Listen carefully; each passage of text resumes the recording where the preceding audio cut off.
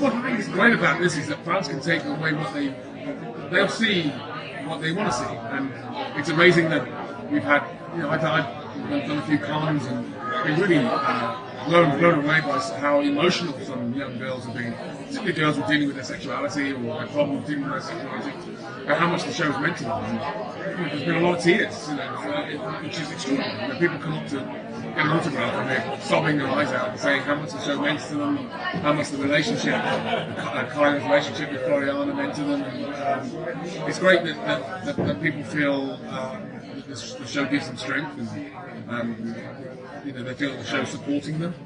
And on the flip side of that, it's great that the show just generally has an uplifting, hopeful, cheerful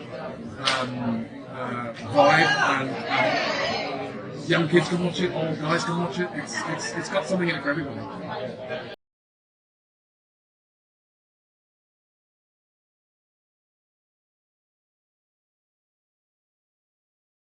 It happened again.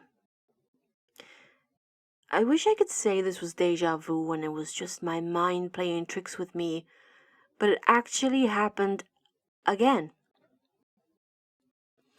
Someone in the Supergirl cast again threw LGBTQ peoples under the bus for the sake of their own overinflated ego.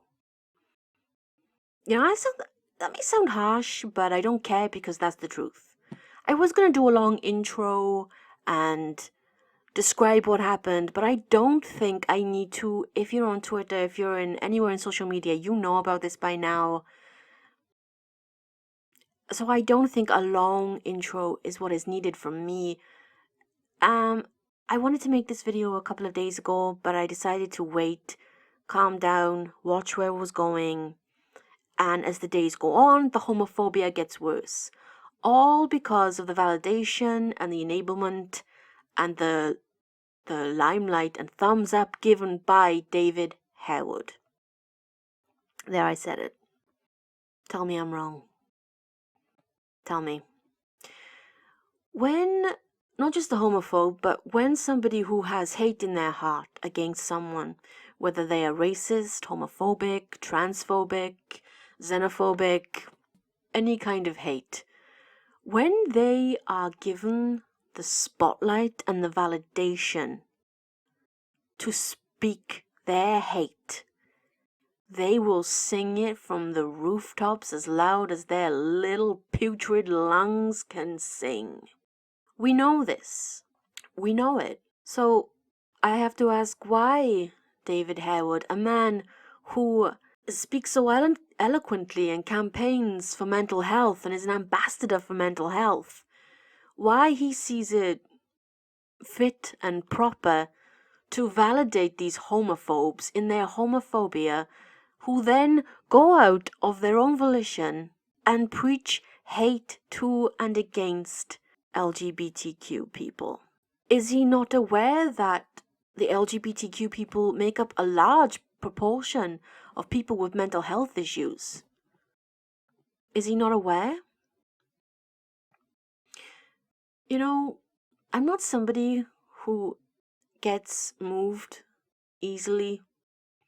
It's just me. Life happened to me and I had to grow hard skin and a harsh heart. But it is so heartbreaking to see messages and tweets from young gay people, young trans people, who now who have to see those images, have to see those messages from people, have to see them being those same people validated under David Harewood's posts. Photo manipulations of actors. Yes, they're photo manipulations, but when you're in a place that's uncertain and unsure, when you are just finding who you are, those things make you so scared. They make you think that that's what everyone thinks. They make you think that everyone hates you, that you're abnormal, that you're weird, you're a freak freak of nature. It's not normal. It's not normal. And that sounds dramatic, but it's true because I remember. And when you see those young, we know that the fandom of Supergirl is diverse. There are young viewers, very, very young viewers, and then there are older viewers. But these are young. I mean, I assume they're in their teens. And for me, when I was struggling, this was a really hard time. And I hated myself. I was so confused. When you see these images and these people who you admire because you see them on, for whatever reason on a screen, or you see them speak as themselves, you admire them, suddenly they're telling you something that makes your heart die. And not everyone is from an accepting family. Some people are not out, or at least not out to their families for various reasons. And then, this makes me really angry, I have to be careful. And then you have people who should know better, because representation is so important. It's so important. Because I do understand what it is like to grow up and have no vision of how you see yourself. Yes, many people were on TV the same color skin of me. But there was no gay women. And if they were only on there in derogatory manners. Stereotypes, stuff that wasn't me. It made me feel awkward. It made me feel bad about myself. It made me feel scared to admit who I was. My friends talked badly about gay people. My family did. I felt bad. I didn't want to be one. Why would I want to be one of something everyone hated? So, these young people look on their feeds, and this is what they see. This is what they get replied to them. I'm disgusted. I'm normally a really laid-back type of person, but I'm also a passionate person, and I believe in decency, and this isn't decency. If you can throw LGBTQ people under the bus for the sake of your overly inflated ego because people didn't like an episode you directed, you have problems. You have massive problems, especially if you've been in the acting business for as long as David Harewood has. And David Harewood has acted many times on the stage in the RSC. I find it unfathomable that a man with such vast experience cannot handle criticism. And it wasn't criticism against his directing, it was criticism of an episode. Yet he threw his toys out of the pram. Blocked? I don't know, has he blocked every Supergirl? I wish I could explain it. I wish I could say it was fake. I wish I could say I was lying and being dramatic. But I'm not. Even when you accept yourself and you're a mature adult, you have escaped the self-loathing and vicious cycle of self-hatred. Even then, seeing so much hate and homophobia is demoralizing. It's demeaning. Yesterday was a really tough day. I try not to engage in Twitter wars. They never end well. And it's very much like playing chess with a pigeon. You will never get anywhere and they will just on your head, okay?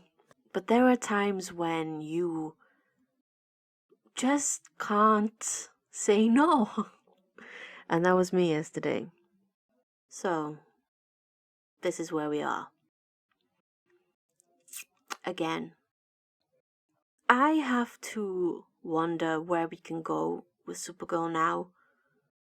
I don't feel accepted. I don't feel good when I watch that show. All I see is people who think I'm crap because I'm gay. I see people who would rather endorse hate, and because those people kiss their butts. I've said this in the last video too. When you put anything out into the world, whether it's art or a novel or a play, a film, a video game, anything like this, you must expect criticism. You must expect criticism. Not everybody's gonna like everything you do. And sometimes that criticism will come at your acting, or your writing, or your technique with the paintbrush, or whatever form of art you're using. If you think it's hate, I think you have very thin skin, and maybe either toughen your skin or get away from that business. But as David Harewood has been in this business for decades, 30 years and more maybe, you'd think he has some pretty tough skin already. As I've said, RSC. So what happens now? In truth, I don't know, because the show Supergirl will never change. It won't change. It will never change. If they'd have wanted to, they would have done it by now. It's depressing. When I was a kid, I loved watching strong women kick ass and just not apologize. I remember a childhood of Batwoman and Aurora Monroe and Xena, Lois Lane, and I loved them so much. I wanted more than anything to be like them, to be as strong as them. I look at Supergirl now and I see these younger viewers and I realize that I'm sad for them, because while there is so much potential in Supergirl, they weaken those women so much just to build up pointless men. If you want a strong woman, if you want to watch female empowerment, don't watch Supergirl. If you want to watch a show that is inclusive of everyone, not just one side, don't watch Supergirl. If you want to see a cast embrace everyone, not just one group, don't watch Supergirl. I'm not including all the cast in this. Please don't think I am. There are some that I adore. Please don't think that. But this is not the first time this has happened. It won't be the last. It's allowed to continue and fester, and the more it happens, the next time, the more it hurts. While this hate was happening, I was going down my feed, and I was seeing the actors from Winona Earp, and I realized something. There's a show that has straight viewers, gay viewers. It has everyone, but there's no walls. Because everybody's included. There's no jealousy, there's no hate there, and the actors do not make anyone feel invalidated. And I'm not a fan of Emily Andress, but nobody can argue that as a showrunner, she listens to her viewers. And she knows what her viewers want. And that woman delivers. I used to think that maybe she pandered a lot, especially in her Twitter interactions. But I realized she's just interacting with her fans. Think about Jessica Quella. When do you see her interact with her fans? Does she have fans? Because I don't think anybody likes her. I've never heard anybody from any fandom like her. She entered in a time with Kaisberg and that whole horror time. I think that it is time for Quella to end her reign of terror. and pulling a showrunner who is in touch and compassionate and empathetic with all viewers. Because what seems to be missing is that not all LGBTQ people want every female character to be with a woman. This is stupid. This is stupid. But what we want is stop the queer baiting. Just stop. We know every single super core shipper knows that Kara and Lena is not going to happen. They all know this, okay? Trust me. It's not smart when you jump in a thread and say, it's not gonna happen, it's not gonna happen, they're straight, they're straight, they're straight. Why do you need to validate that they are straight? Why is it so important? For me, romance in action or adventure is the last thing I want. I told you, I want to see strong women kick ass. I don't care who they kiss. I want to see them take the world by the horns and shake it. It reminds me of those characters from my childhood. I still love them. I still love them. I still want to be them. I want little girls and young girls to see those characters and know that women can be strong. Mentally, physically, intellectual. Supergirl writes Kara as an idiot. She knows nothing about science. If we look at the comic Kara, she's so smart and intellectual. Supergirl on the TV in CW universe knows less science than I do, and I know no science. It's stupid, pointless.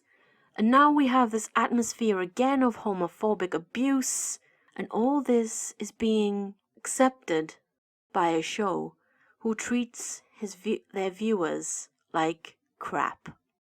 And it is okay because they're LGBTQ.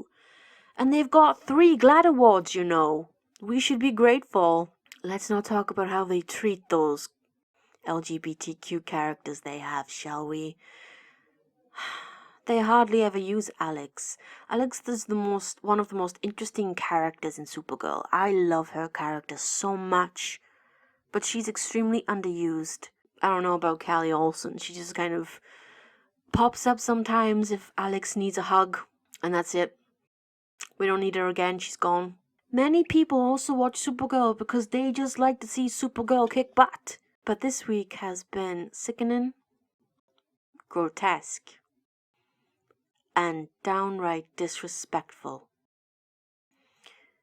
Again, we've entered a phase where gay people are told that what they believe is a fantasy, a fiction. It's not real. I can't believe I have to explain again about this. Art is an escapism. A TV is like a book that comes to life and you can escape inside. For many reasons. Sometimes even just because it's been a tough day. It can be because somebody's lonely. They don't have anyone, and that show is the thing that stops them being lonely. Don't degrade somebody's love of anything. Don't deride anybody's passion for something, because remember, it's that passion and that love that pays your rent, pays your mortgage. Don't be derogatory to them. It's disgusting, and quite frankly, it's condescending. Beyond words. Again, I feel like a lot of this is, again, as I say, deja vu. I've spoken these words before. David, next time you're at a con, please don't say fluffy, frilly words that mean nothing to you. I hate liars. I don't understand what you get from saying things you don't mean. As I said, the biggest rule in storytelling is show, don't tell. You told everyone that it was important for representation. it was important for these young girls questioning their sexuality. You showed them they mean nothing. You showed them everything is fake. You showed them you laugh at them. You showed them you endorse people who give them hate. You showed them those people mean more just because they kissed your ass. So, I hope you enjoy your book. I hope that while you're not giving a fuck, you'll understand that the rest of us, big, bad, angry lesbians, couldn't give a fuck next time you need attention. And I'm saying this as someone who was a huge fan. Ever since I was a kid. Tiny little kid in the 90s. When I first started watching Supergirl, I never knew he was in it. Until I saw him and I was like, what the hell? Nobody said. Definitely watching this. I ended my last video saying that respect is something that's earned. It's not given. I need to say it again. Respect is earned. It's not given freely and wantingly. And when it's gone forever. You can't bring it back. I guess that means nothing in the scheme of things, because respect doesn't pay your mortgage. I get so many messages like this anyway in my Instagram DMs, or about being unsure about coming out, or just questioning their sexuality. So let me say it here to finish, that being gay, bi, pan, whatever sexuality you are, it doesn't matter. There's nothing wrong with you. You are normal. Very normal. Almost boring, I would say. But remember that being gay is just like being straight. You just like someone different. It doesn't define who you are. It doesn't create your whole persona. It's just something. Whether you like men, women, no. Whether you like the same gender, different gender, both. All. You're still you. And that's the most important thing. You're not gonna change and become all the slurs you see. Those slurs are given by people who are so ignorant that they feel so insecure that they have to go out of their way to give homophobic slurs. They're just like racists and transphobes, ignorant, brainless fools who know nothing and who don't even care to learn. So, there's nothing to worry about. These people, don't let them invalidate you. Don't let their words have any impact upon you at all. Just worry about you. And whatever your sexuality is, it's got nothing to do with anybody else. It has no impact upon them at all. Be you. And don't let anybody, anyone, no matter who they are, whether it's a stranger on the internet, a friend, a blood relative, don't let anyone ever make you think you are less than absolutely perfect